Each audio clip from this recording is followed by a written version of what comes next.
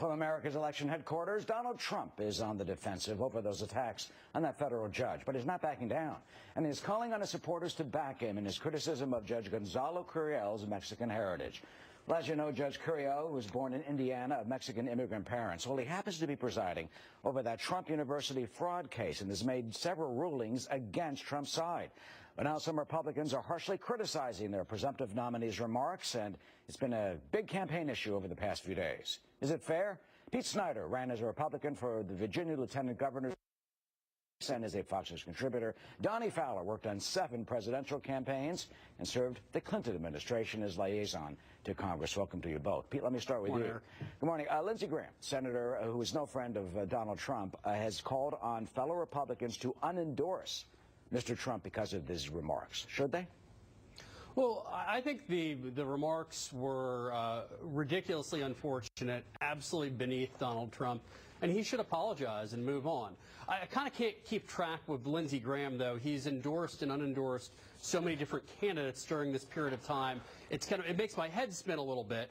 But these comments are beneath Donald Trump. He should apologize and move on and focus on Hillary Clinton. I mean, I cannot believe, despite all of this, Donald Trump still has a 50-50 chance of winning this thing because Hillary Clinton is so unpopular. He's not only is he not apologizing, I mean, he's doubling down. I mean, in that conference call, apparently he said that his comments were to keep going. So, Donnie, he's continuing to make this a issue. People keep on asking him about it when he sits down for the interviews. This isn't going away anytime soon. Donald Trump is a conundrum wrapped in a problem surrounded by disaster. And it's not just Senator Lindsey Graham from my home state of South Carolina that's calling into question this. It's the Republican leader in the U.S. Senate, Mitch McConnell, and it's the Republican Speaker of the House, Paul Ryan. So this is not an isolated incident to one sort of off the charts senator. This is a real problem, not just for the Republican Party. This is a real problem for America because we're getting to a kind of discussion where we are challenging the judiciary on its basic fundamental premise, which is trust. And Donald Trump is taking us down a path that both parties recognize is way too risky for this country. Well, you do have a point about one issue that he's raised. Pete, let me bring you about this. I mean, a lot has been said about Judge Sonia Sotomayor on the Supreme Court, talking about Latina judges. You know, we've discussed different judges and appointments based on ethnicity, and this is what she said in a speech back in 2001 as she spoke. This is quoted in the Berkeley La Raza Law Journal. Our experiences as women and people of color affect our decisions. The aspiration to impartiality is just that.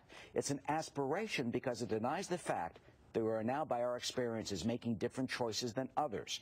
Not all women or people of color, in all or some circumstances, or indeed in any particular case or circumstance, but enough people of color in enough cases will make a difference in the process of judging. So those comments seem to dovetail and fit right in, whether people like it or not, with what Donald Trump has been saying, Pete. Well, it's quite different. This is quite different. Eric, you know, Donnie Fowler and I agree on a million and one things outside of politics. We rarely agree on politics, but I got to tell you, he's right on this. Having any candidate challenge the independence of the judicial system and having it tied to race is just a horrible thing. One thing I just cannot get over in this is it is election day in California, where Donnie is right now, and Hillary Clinton is barely getting by, is limping to the finish line here, and I can't figure out how it was declared yesterday, when there wasn't even an election, that Hillary Clinton is the winner. I mean, this system is so rigged. But wait a minute, let's get back to the issue at hand, which has to do with, you know, as you have denounced Donald Trump's comments. I mean, some of the supporters are saying he's raised a legitimate issue, questioning, you know, a judicial temperament sometimes. You believe and feel that this is absolutely completely off base. As Lindsey Graham has said, it's like echoes of Joe McCarthy. Eric, why are we talking about a Trump University court case right now? He's running for the President of the United States against a wildly flawed candidate in Hillary Clinton, who can barely beat a socialist from Vermont. We're talking about the Trump University case and Donald Trump's other business dealings. Because this may be losing California. This comes down to a question of for the Republican nominee for president, and we're going to look at the character of Hillary Clinton. But when Donald Trump calls into question a judge because the judge disagreed or ruled against Donald Trump, He's not just a private citizen. He is the representative and the nominee of the Republican Party for President of the United States. Donald Trump must be held to the same standard that Hillary Clinton. Here's the weird thing about what's going on right now. Hillary Clinton has to be absolutely perfect or she gets skewered. Donald Trump has to be just a little bit better than completely nuts. To be praised as, oh my gosh, we've got a new Donald Trump. These are two standards, your own and party it's rejected not her worth in the risk. 2008. They're rejecting her in 2016. She's barely getting by. I mean, can you explain She's got to 3 the voters out there million. how these super delegates work and why on a day yesterday when there wasn't an election anywhere in the United States that she can be hitting the magic number? Hillary Clinton has won 3 million more votes than Bernie Sanders and any other Democratic candidate that ran.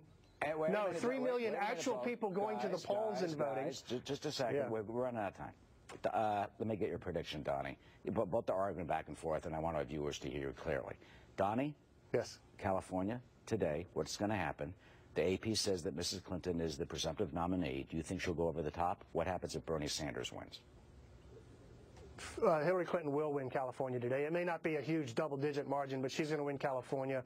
She has 3 million more votes than Senator Sanders. Senator Sanders has brought a tremendous positive grassroots energy to the Democratic Party. That's going to carry the movement as well as Hillary Clinton into the White House this fall. All right, Pete. But she's going to be the nominee for the Democrats. Okay, Pete, your prediction, and do you think this judge issue will keep on dogging Mr. Trump?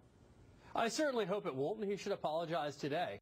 I think Hillary Clinton will limp across the finish line, barely beating Bernie Sanders tonight, and go in as one of the most flawed and unpopular nominees the Democratic Party has ever had. Oh, man, is it going to be amazing the next few months as it already is. Donnie and Pete, thank you for joining us. Thanks, sir. Melissa?